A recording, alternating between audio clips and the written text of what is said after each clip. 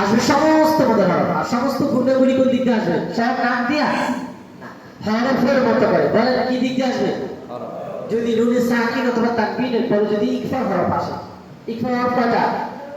খেয়াল রাখেন কয়টা? এগুলি শব্দ করে বলবেন, এই 15 থেকে 5 টাকা আলাদা করে ফেলবেন।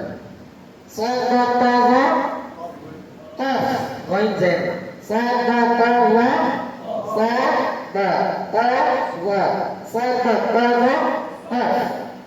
এই 5টা হরফ ইকফা হরফের মধ্যে আছে। এই 5টা হরফকে মোটা করে দিবেন। বাকি মোটা হরফ কয়টি? কে কইছে? আরো তো আছে দুইটা। কারণ বশত এগুলি হয়,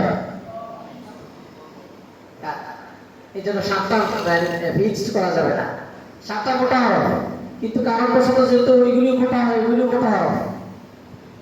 আচ্ছা, কে কি বললাম? নুন সাকিন অথবা তানবিনের পরে আমি কিন্তু এই আলোচনা করি না, সুর শিখে দিলে জাস্ট সুর শিখে চলে যাবে। দায়িত্ববোধ কিছু মনে নিয়ে চিন্তা করছি, একটু বলি, খেয়াল করেন। নুনে সাকিন অথবা তানবিনের পরে যদি ইকফা হরফের এই 5টি অক্ষর আসে, মোটা হয়ে যাবে কোনটা? এই 5টা অক্ষর আপনি মনে রাখবেন। আপনি পড়তেছেন, এই জায়গাটাতে আমার কি অক্ষর আসে? নুন সাকিনের পরে কি ইকফা? তো সবগুলি নাকি উচ্চারণ করবো এরকম